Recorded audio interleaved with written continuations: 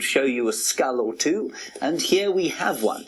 This is an enormous crocodile skull, and can you see how very big it is? It's almost the same length as my arm, if you can believe it, and look at the size of the teeth on this fellow. Let me climb up here and show you. So, here are his teeth. That's my baby finger. So that's about the same length as his big tooth there. And you can see, very scary creature indeed, not something that you'd want to be caught by.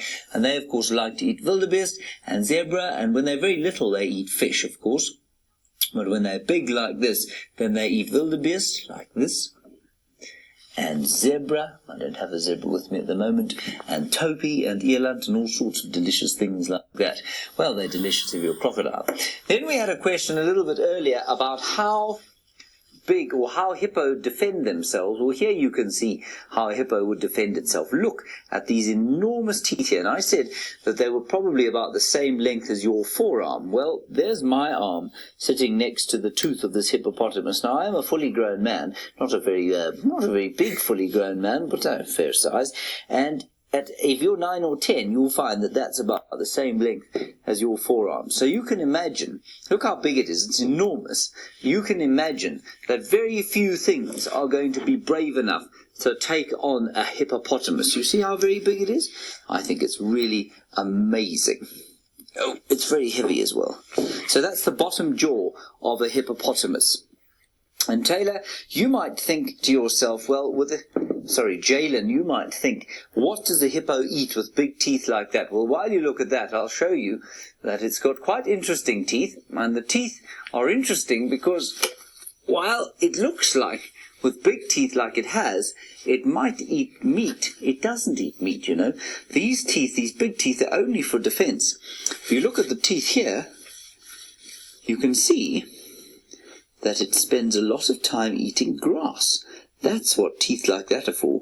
You can see them grinding the grass away, and that's what those are for. Now let's see if we can't put this on top, and we can see if we can make our hippo horn, like many of you know a hippo can do. It's not very easy to make the thing sit right. There we go. Alright, so when his jaws are closed like that, as they are almost now, I haven't got it quite straight. There we go. Look at this.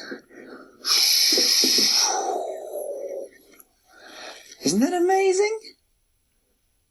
Now, Jonah, you too, as I open the hippo's mouth, worried again, perhaps about being swallowed, like Jonah and his whale. You say, how do you tell the difference between a crocodile and an alligator? Well, if you look at the crocodile here, you will see that it has got what we call a very rounded snout, okay, at the front. An alligator's got a slightly sharper snout. It doesn't have nearly as wide a skull. Now, of course, this is difficult to answer because this is an old crocodile, which means that the skull is wider than it would have been on a young crocodile. So I suppose you might confuse a young crocodile skull for a big alligator skull.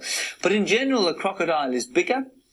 They are heavier, and they're actually more dangerous to human beings. Alligators, yes, of course, they can damage people, but crocodiles eat a lot of human beings in Africa every single year, and are far more than alligators eat people, I think. So those are the main differences, but they're pretty closely related.